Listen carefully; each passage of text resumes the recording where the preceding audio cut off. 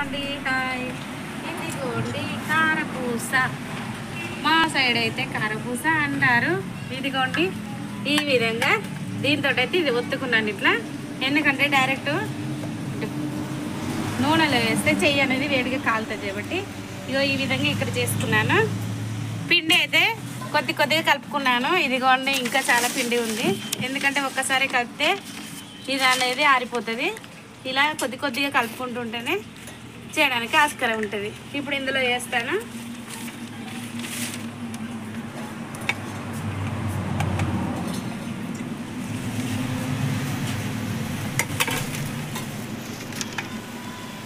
ఇదిగోండి ఈ విధంగా మెల్లగా వేసుకోవాలి.